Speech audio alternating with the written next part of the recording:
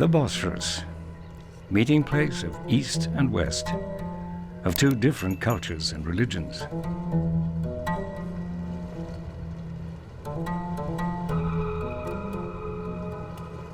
Most Islamic countries are still seen as economically and politically backward. Yet Turkey and the Gulf states above all are enjoying an ongoing economic boom.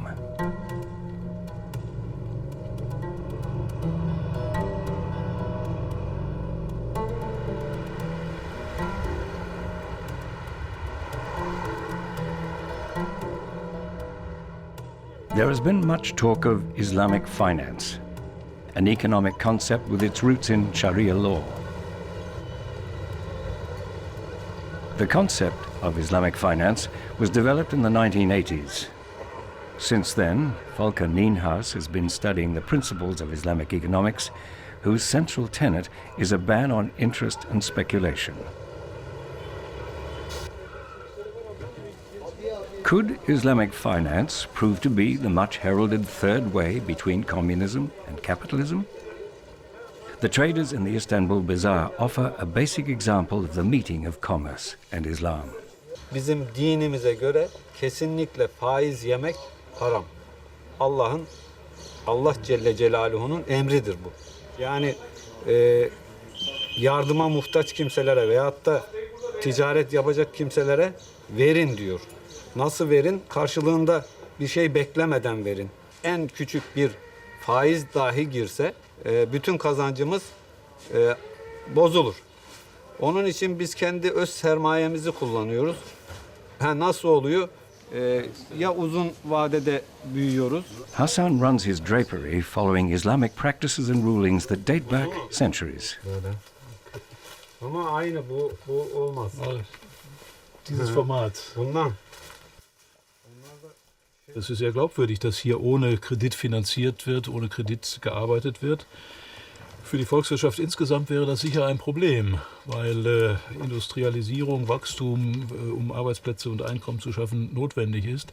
Ich glaube, dieses ist ein interessantes Modell für einen persönlich, für einen überzeugten Muslim, der als Händler arbeitet.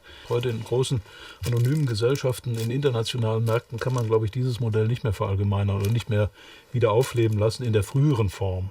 Das heißt, die Wirtschaft zur Zeit des Propheten ist doch eine deutlich andere, als sie heute ist. And yet, for Muslims, the rulings of the Prophet stand to this day. In London, the main centre of Islamic finance in Europe, commercial law firms are developing modern products that comply with the rules of the Quran. Famida B, a Muslim herself, is an expert on Sharia-compliant products.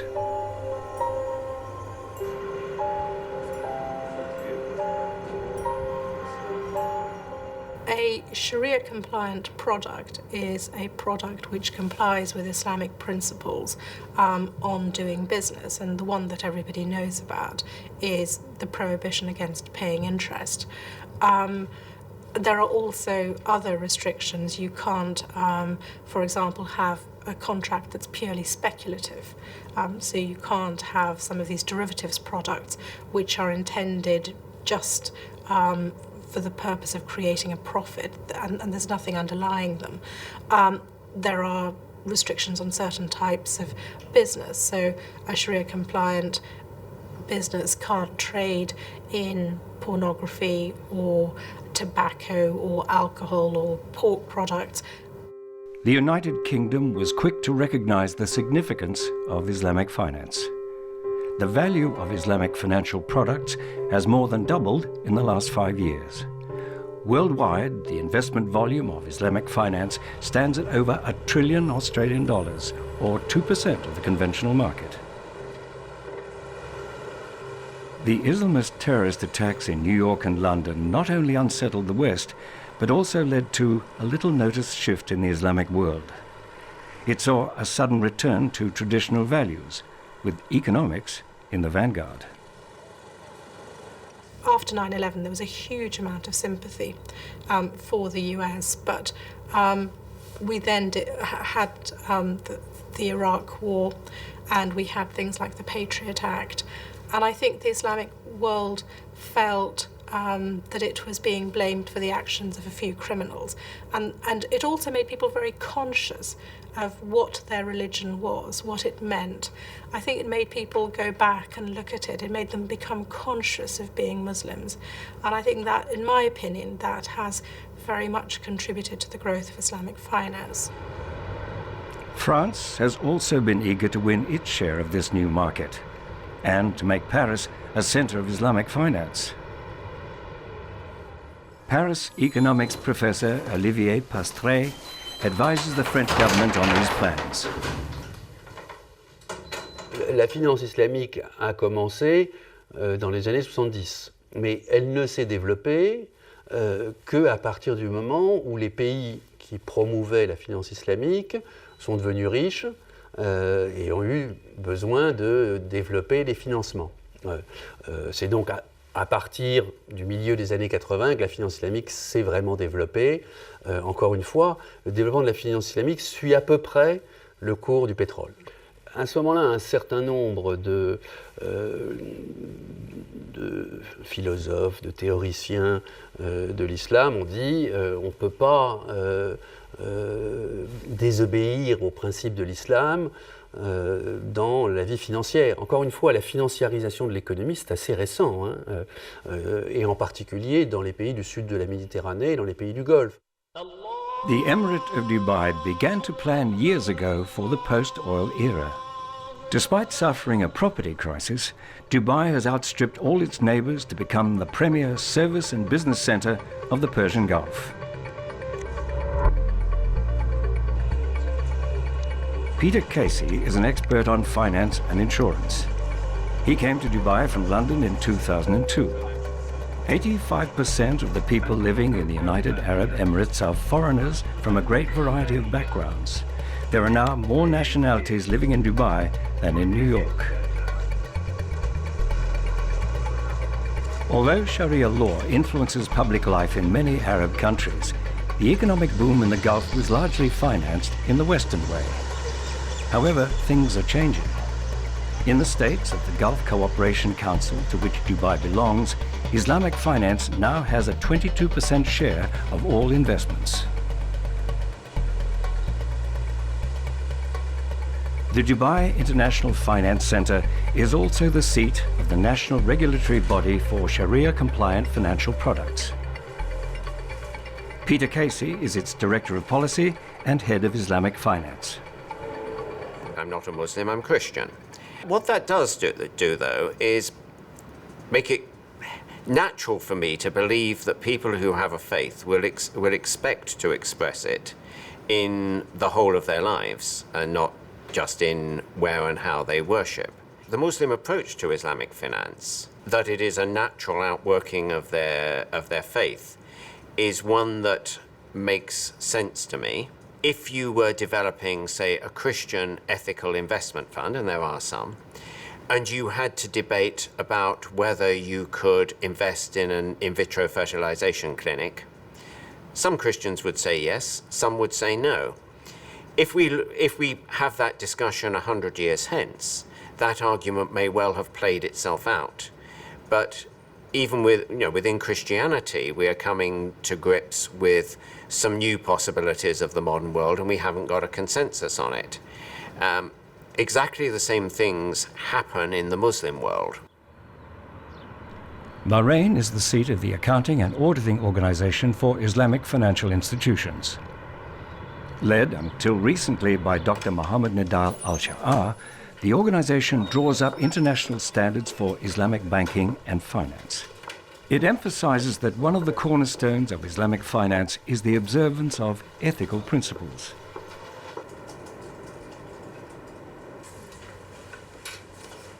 I think ethics is a human trait, and if you decide to use ethics, that's a choice.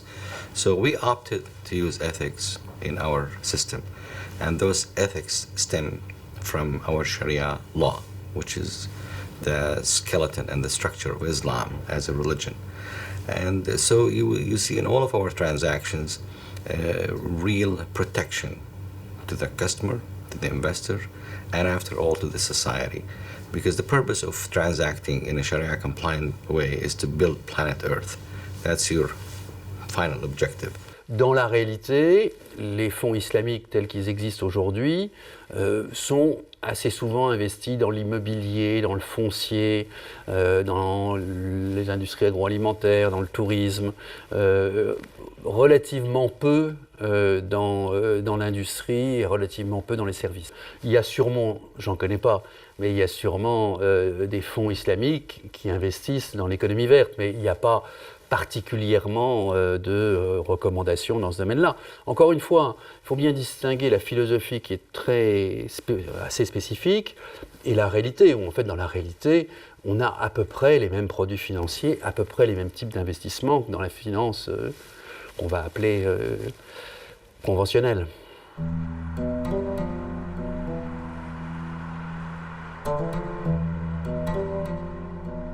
Critics claim that Islamic finance enforces Sharia prohibitions, but neglects the type of principles that drive Western-style ethical funds.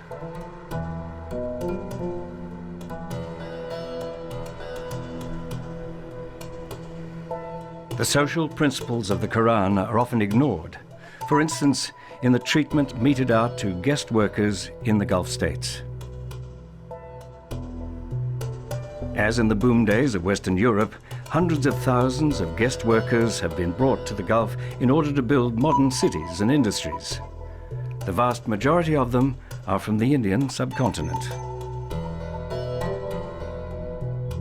Many are Muslims from Pakistan, India, or Bangladesh, yet they are housed in camps well outside of the cities. Anyone who loses his job has 3 months to find another one. After that, he is deported. There are no trade unions and no welfare safety net. अब के को खुशी अब सबै परिवारलाई घरमा छोडेर आएको छौं यहाँ के को खुशी आफ्नो मजबुरीले यहाँ आएको छौं खुशी त छैन तर पैसाको कमीको कारणले गर्दा यहाँ बस्न परेको छ विदेशमा कसको खुशी हुन्छ र कि विदेशमा बस्ने परिवारलाई छोडेर हैन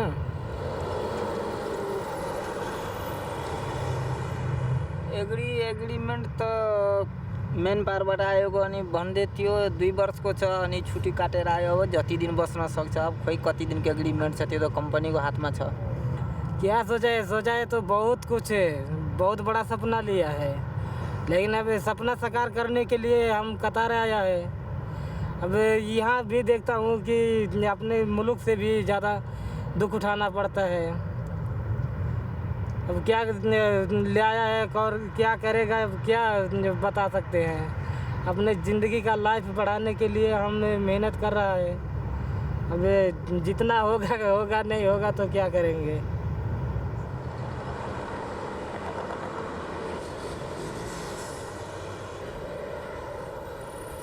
The lives of the impoverished migrant workers who poured into the Gulf states illustrate just how difficult it is to bridge the gap between the aspirations and the reality of Islamic economic ethics.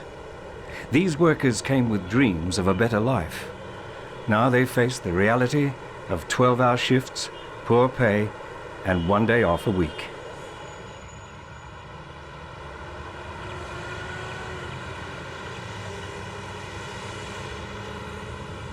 While the Gulf states import labor and expertise from overseas, Turkey's booming economy is entirely homegrown. Straddling Europe and Asia, the country is in a unique position, and not only geographically.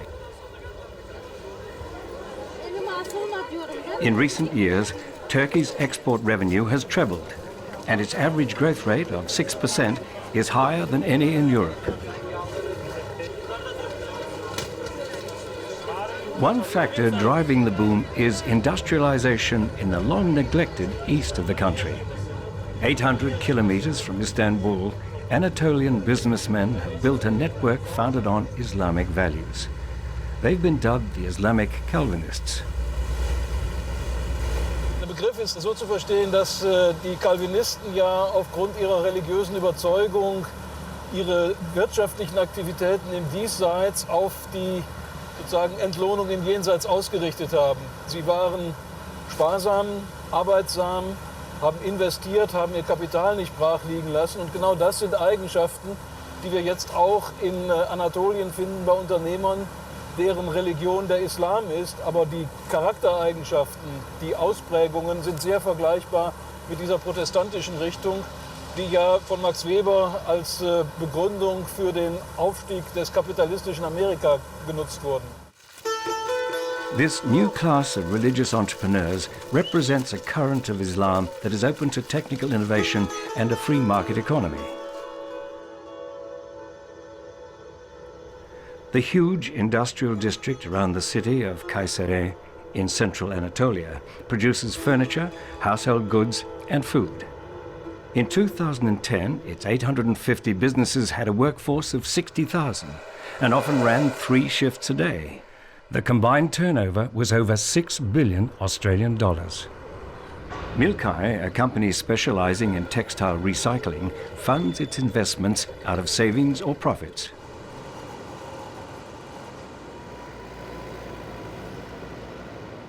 Nonetheless, Tahir Nusachan, the company's founder and director, cannot always observe the Islamic prohibition on interest.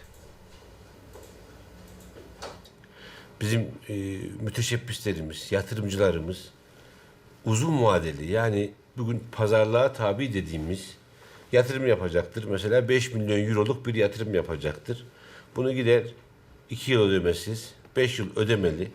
Faiz miktarında da örnek diyorum anlaşmak şartıyla yatırım niteliğinde kullanılırlar. Yani birçok da ticari hayatta bizim organize sanayimizde para alıp da para satan tüccar yoktur. Yani mutlaka mal alıp satıyordur. Hassas bir nokta tabii. Biz şimdi faize helal dememiz mümkün değil. Ama yatırım olduğu için bir çıkış kapısı olduğunu düşünüyoruz. Caiz diyemeyiz. Yok, nasıl caiz değiliz? Af kapısı vardır. Ya Rabbi sen bizi affet deriz biz.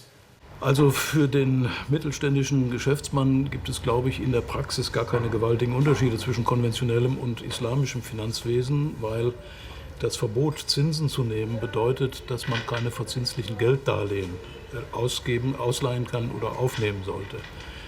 Allerdings kann man diese verzinslichen Gelddarlehen etwa für den Geschäftsmann dadurch ersetzen, dass die Bank statt Liquidität Güter bereitstellt, also Handelswaren, die benötigt werden, Maschinen, die benötigt werden, vermietet. Und insofern ändert sich nur die Vertragsgrundlage, auf der die Finanzierung beruht. Die Finanzierung vom Ökonomischen her, die Möglichkeit, Kapital von anderen, der Sparer zum Beispiel, zurückzugreifen, ändert sich dadurch nicht. Das heißt, es ist ein juristischer Unterschied zunächst mal, noch nicht ein betriebswirtschaftlicher Unterschied.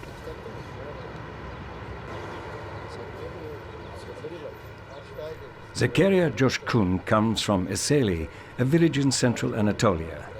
Like many of his peers, he had no vocational training. So, after his military service, he left his village in search of work.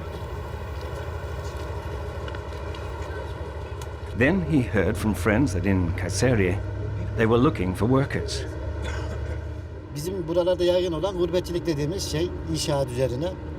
Diğer büyük illere, daha da büyük illere, güneydeki veya batıdaki illere bu inşaat işine gitmeye başladık o zaman da. Boyacılık, sıva, kalıp, inşaat üzerine çalışmaya başladık. Diğer illere giderdik o zaman. Yurt dışına çıkma? O biraz zor. Yurt dışına çıkmayı düşünmedim şimdi. Çıkamazdı tabii ki. Şimdi meslektaşlarımız şimdi her yerden var. Hemen Kayseri'nin doğu tarafındaki olan illerimizden. Her taraftan var. Sivas'tan var, Yozgat'tan var, Adıyaman'dan var, Erzurum'dan var, Adana'dan var, güneyden. Her Nevşehir'den var. Her yerden Kayseri'ye göç alarak geliyor. O arkadaşlarla beraber çalışıyoruz. Şimdi Kayseri'de işsizlik oranı yok. İşsizlik yok diyecek kadar az. Ben ilk geldiğim yer burası. 15 years ago, Zakaria started out at Milkai Textiles as an untrained worker. Today, he is in charge of quality control. The recycling company produces goods ranging from towels to rugs and mattresses, and even materials used in resurfacing roads.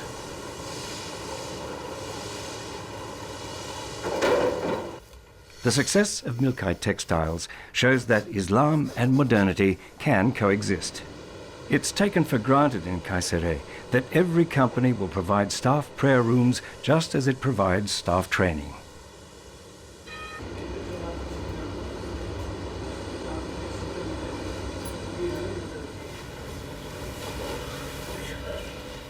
Allahu Ekber.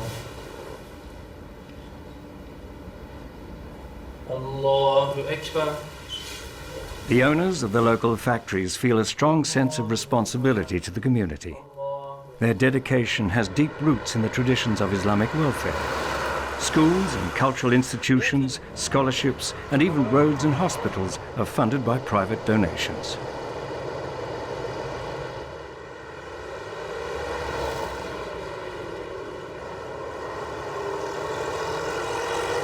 After an early shift starting at 7 a.m., Zakaria returns home in the late afternoon to Elbashi, a classic working-class district in Kayseri.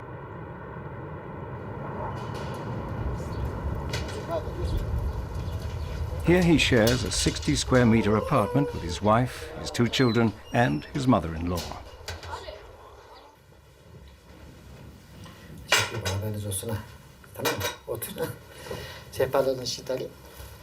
He earns $650 a month, just enough to get by on. Korkma Allah'tan, korkandan derler ya. Onun için Allah'tan korkan insanlar biraz korkmuyoruz. O da bize rahat geliyor.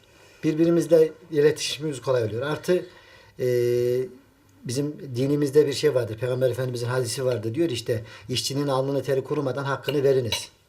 Şimdi gerçeğini konuşmak gerekirse dine saygılı olmayan birisiyle çalışmadım ben. Artık işte bir babacan seven bir insan Tahir Bey. Biz de kendisiyle beraber bizi hiç işçiler olarak değil ortaklar olarak görür devamlı.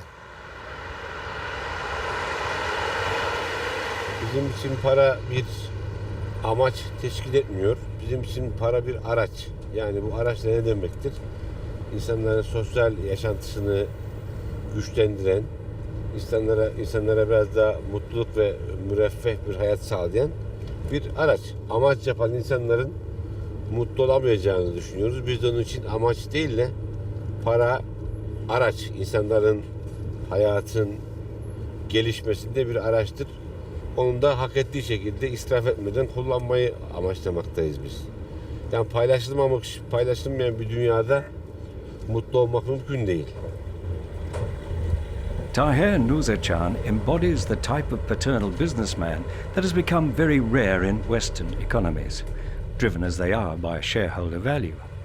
Of course, this is not to say that there are no social differences between the factory owner and his workers. Teşekkür ediyorum, sağ olun. Olmaz yok çocuklarımın iş konusunda bize sorular olmaz. Mümkün mertebe eve iş gelmez.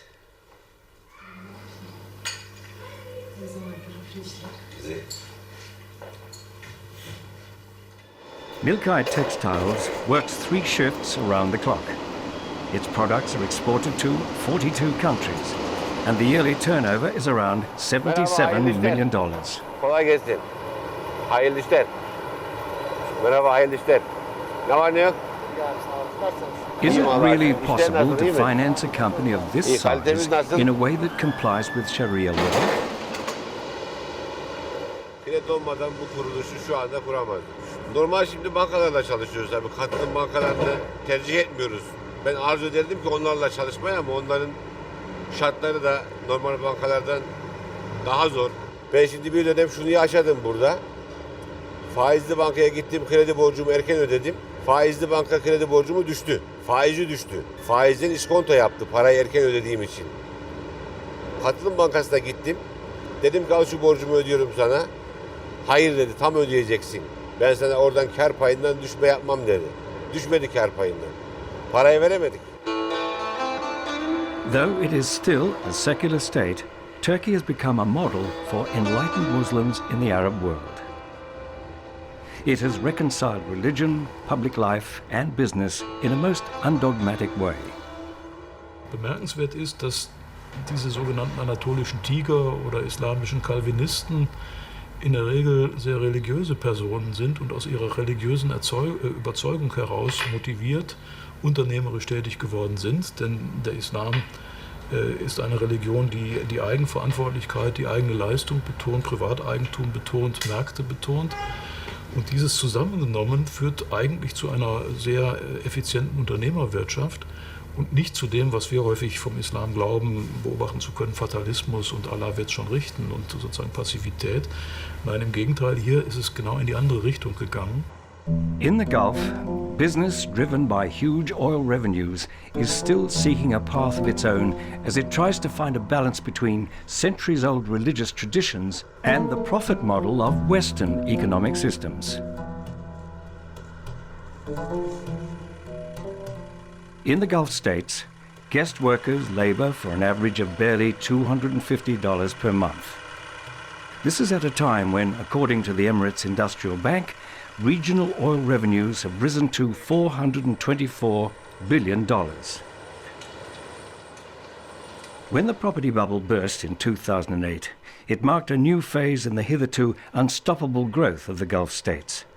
For the first time, all-out capitalism was questioned. The crisis led to a rethink.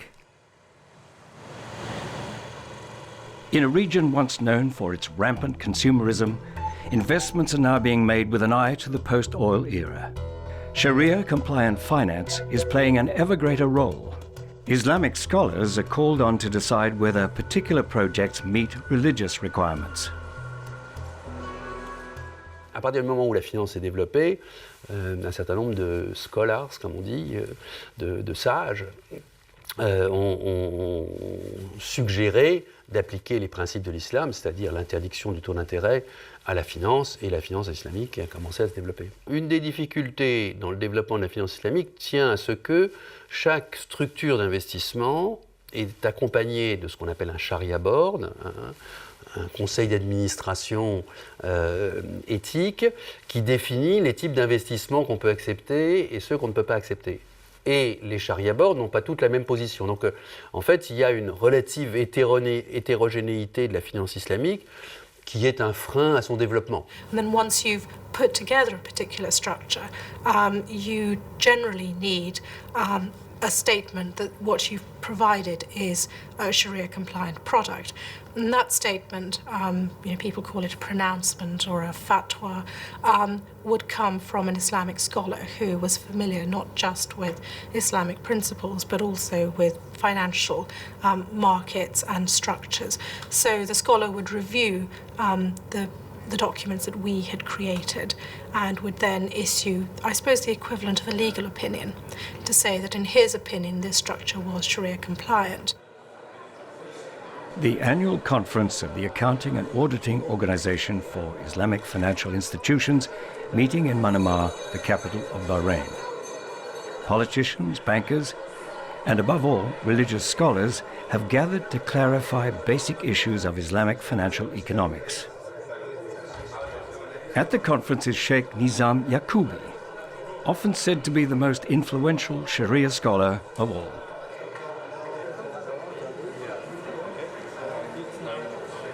Along with the colonial era came certain legal systems and also the banking system.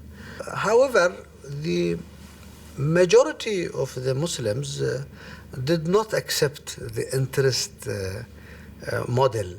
Even if they deposited their funds for safekeeping or so in certain areas. But in many, many countries, they are underbanked. And the reason for that is that they don't believe in the interest-bearing system. So after the colonial powers were, leaving the country, many intellectuals started to ask for return back to the original system. The system has been there, but it has not been documented. It has not been put on papers. It was not turned into institutional type of business. It is only in the early 70s that the business took on an institutional form. Few banks were formed, and they labeled themselves as Islamic banks, and they transacted in an Islamic way that comply with Sharia principles and rules. The stronger the growth of Islamic finance, the greater the need for informed advice. But the number of Sharia scholars is limited. In the whole world, there are just 300 of them to share the 1,000 or so counseling contracts, the so-called Sharia mandates. Their influence on Islamic business finance is therefore considerable.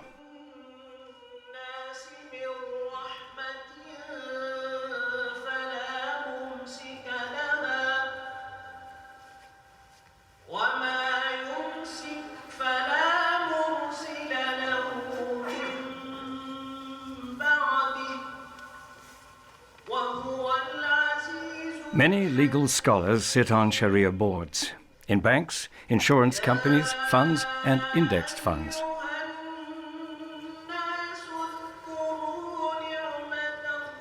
But with so many scholars in these positions, can they really be called independent advisors? Or are they themselves stakeholders in the financial institutions? Also wenn ich zwischen diesen Bildern wählen dürfte, dann würde ich sagen, es sind eher selbstständige Berater, die von der Bank bezahlt werden. Zum einen gibt es keine Kirche in dem Sinne, zum anderen sind es relativ wenige Experten, die auch zum Teil durch nicht standardisierte Ausbildungsgänge Expertise erworben haben, Anerkennung gefunden haben unter ihren Kollegen und deswegen eine relativ kleine Gruppe von sehr prominenten Scharia-Gelehrten im Augenblick tonangebend sind, so etwa 30 bis 35 sind. Nun kommt es sehr darauf an, wie der einzelne Rechtsgelehrte die Buchstaben des Vertrages und die Buchstaben der Scharia miteinander in Übereinklang bringt, wobei ich bei den Buchstaben der Scharia schon gezögert habe, weil es gibt kein geschriebenes Gesetzbuch, sondern es gibt Rechtsschulen, unterschiedliche Rechtsschulen, die unterschiedliche Prinzipien und unterschiedliche Methoden der Rechtsfindung jeweils verfolgen. In 2007, a scandal erupted at the Accounting and Auditing Conference. One of the most prominent but also most controversial legal scholars, Pakistani Sheikh Taqi Usmani, alleged that 85% of the so-called shukuks, or Islamic loan products, were not Sharia compliant. The shukuks were only a relatively small proportion of the Islamic bank's portfolio, but his comments sparked intense debate. To what extent may the Islamic financial world take its lead from the Western one?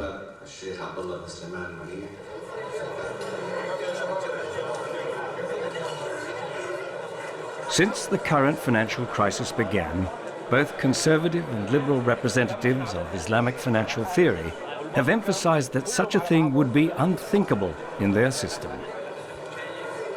When money is traded, no extra asset has been created. I lent money to you and claimed some interest on it, and that's it. So no new asset has been created. But as Islam, through its injections, has provided a system of financing where each and every single transaction of financing is backed by asset. It cannot be merely trading in money that has been multiplied by the so-called derivatives. You know that the derivatives, the worth of derivatives has grown to the extent of 12 times more than the GDP of the whole world, while there is nothing behind them, no asset at all, no real economy, just numbers fed in the computers. In the Gulf states, the growth of the Islamic financial industry is more apparent than anywhere else. The largest sovereign wealth funds in the world have at their disposal huge amounts of capital that must be invested. But not even the Islamic financial world can escape the pressures of growing competition in the international capital and financial markets. So it too constantly thinks up new financial products to generate growth and offer attractive profit potential. And like Western banks, most Islamic banks are also governed by shareholder interests.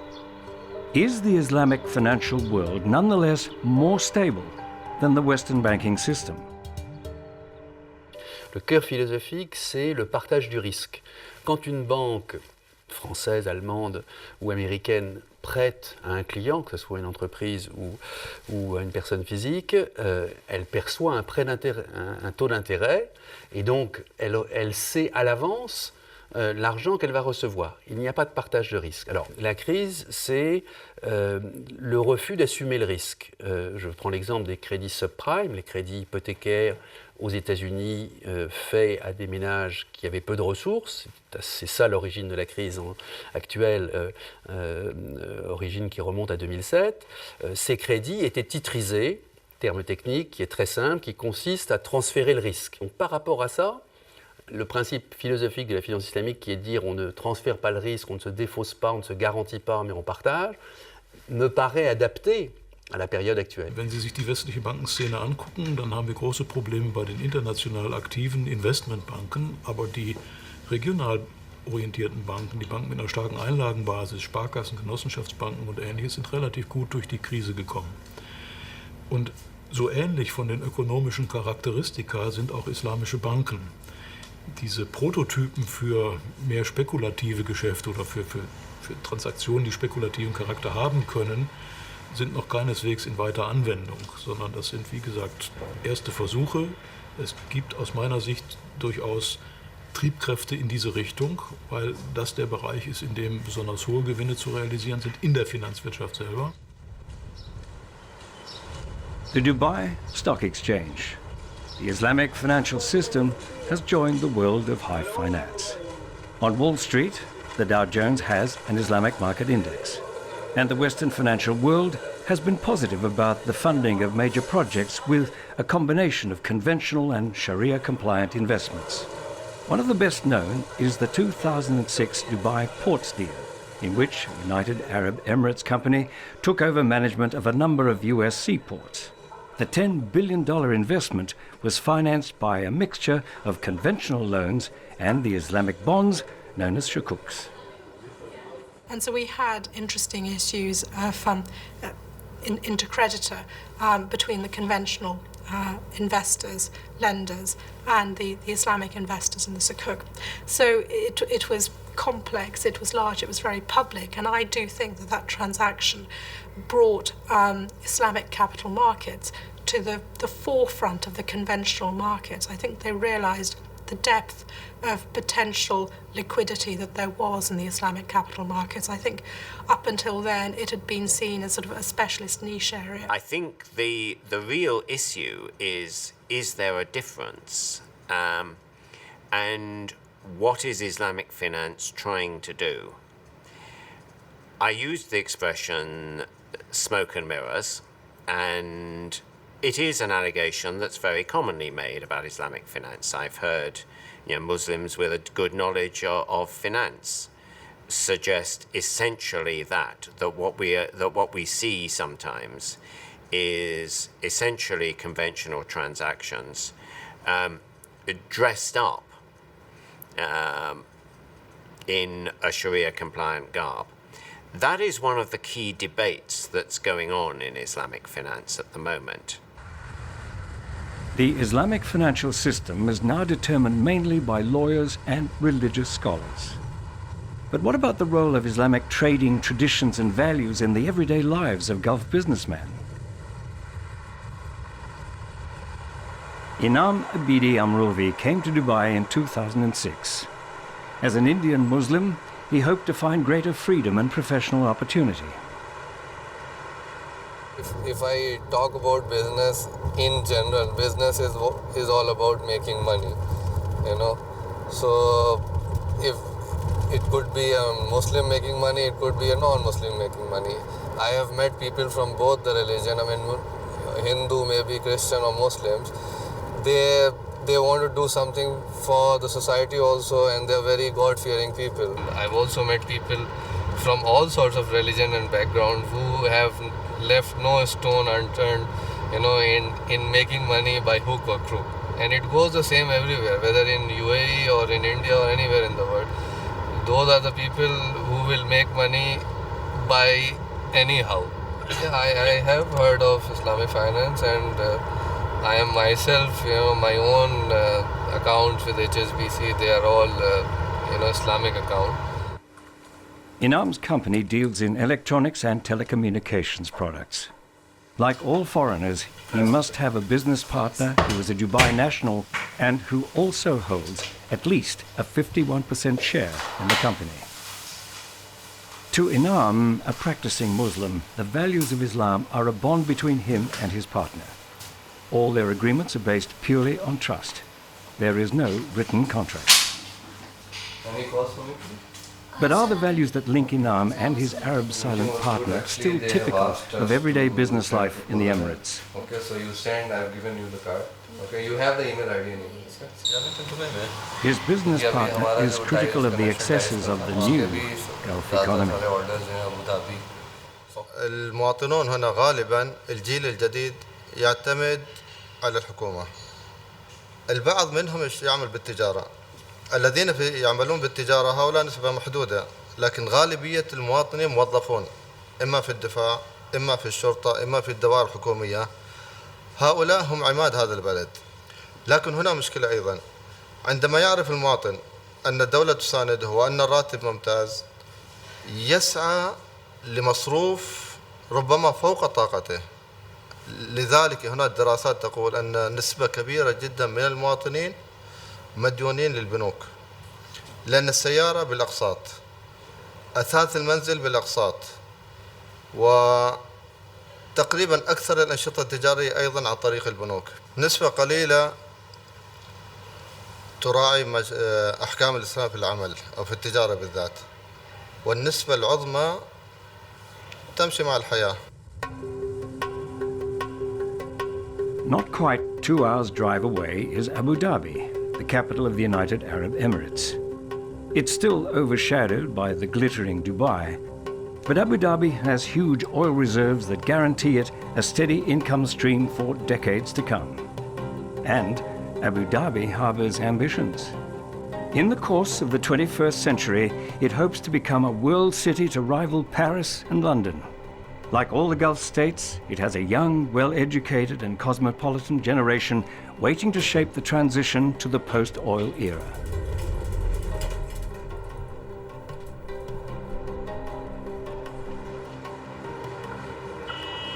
Rami Al-Tayyar works as a manager for an American hotel chain. My father is a bit of the old school style, so you walk into his office, there's a lot of paperwork, but nowadays you always see me on my BlackBerry sending and receiving emails. Even though my father has a BlackBerry, but he refuses to have the whole network thing on it because he's like, it's too complicated. For me, it's easier to use. The paperwork is complicated, so it's just a matter of technology. I grew up with PlayStations and Sega Genesis, and he grew up with just running around and playing soccer. And Rami's father came to Dubai from Egypt before his son was born. He was a professional footballer. His decision to stay on once his sporting career was over was not difficult. The emerging oil boom gave him the opportunity of a lifetime. He too works with the required local partner without a contract on the basis of mutual trust. People here, when he make business with you, not need sign with him contract. What he say to you, you are believe him. I see very nice people talk with me nice and want to make something new. When I am start work with my boss, we are start work together like two brothers in one family, one companies. For sure, something change, but still, these people I told you is living in desert. Desert people like not people living in the town like any country in the world. Different. It's still pure. Still have nice heart. Never ever feel work for somebody. And when we are go meet with the people, my boss, he say, we are work together. He not say work for me. This is very important about psychology for anybody, I tell you example, son for my boss, he said to me, uncle, and also my son, he said to my boss, uncle, we say by Arabic ammi, this meaning my uncle, you know. That's my uncle, and that's my father over here. My father has been working with him for the past 40 years, and this man almost raised me, my uncle Ghanem. Love him to bits. This is me when I was young. You can see the little Michael Jackson look over here. This is my mother. Yeah, how are you? She takes care of me, still. 27 years old, I don't care. Thank you. Thank you.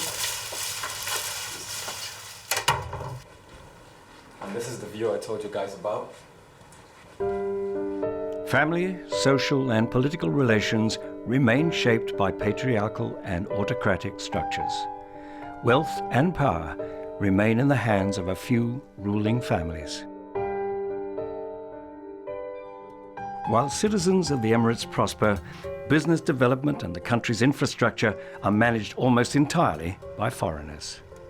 Their rights are restricted, their future uncertain. Rami Al-Tayyar was born in Abu Dhabi, but he will never be entitled to the passport of the country he calls home. This is my country. This is Abu Dhabi. This is the perfect spot, you know, just to come and think for a second. Look back. Every person here, every person that was born here, you know, when he sees this, it feels like I actually achieved something. I actually helped build this place somehow. It's been told that Muslims are poor. It's true. And how do we relieve them from poverty? You cannot just distribute money. You have to install a system that will enable them to take an opportunity, economic opportunities, investment opportunities, and translate that into life functions such as education, work, you know, better life conditions for all. Islamic economic theory has not created a third way between capitalism and communism. But it does have the potential to make a deep and lasting change to the Muslim world, economically, but above all, socially and politically. La possibilité de rayonnement de la finance islamique est le même que la possibilité de rayonnement de la religion de l'islam. Et donc, je pense que après la crise, la finance islamique continuera à se développer. Je pense que la finance islamique est à la fois différente dans sa philosophie et souvent très proche dans son application. Et j'ai tendance à dire de manière triviale, c'est de la finance anglo-saxonne peinte en verte. Es gibt eine Aufgabe für islamische Banken, die liegt nicht darin, das Gleiche nochmal zu erfinden, was wir schon längst haben, nur noch komplizierter. Also die gleichen spekulativen Instrumente auf einer anderen Rechtsgrundlage bringt uns wirklich nicht weiter. Aber vernachlässigte Sektoren, vernachlässigte Unternehmerschichten zu fördern, das wäre, glaube ich, lohnend und auch machbar. The success of the religious entrepreneurs in Anatolia shows that an economy grounded in Islam can play a part in positive social change. Yet, as long as this remains no more than a vision in the Gulf states, Zakaria Coşkun's confession of faith will sound more like a challenge to the ruling classes in the Gulf. İslam dini bir eşitlik dinidir. İnsanların eşit olduğunu, siyahın beyaza, beyazın siyaha hiçbir üstünlüğün olmadığını, sosyal adaletin tam olduğunu, herkesin Allah katında takvada yani yapmış olduğu ibadetlerde üstünlük olacağını söylüyor. Yani şeydeki gibi bir ırkçılık veya bir insanlara kendisinin aileden dolayı, soydan soptan dolayı üstünlüğünü hiçbir zaman kabul etmiyor İslam dini. İslam dininde bir köleyle efendi aynı anda namazını kılabiliyor. Kur'an-ı Kerim'de de var bu. Peygamber Efendimizin hadislerinde de var. Aynı yerde durabiliyor, aynı yemekten yiyebiliyor, aynı arabaya binebiliyor. Hiçbir zaman sınıf ayrımı veya da başka üstünlük yoktur. Üstünlük sadece yapmış olduğu ibadettedir dinimizde olarak.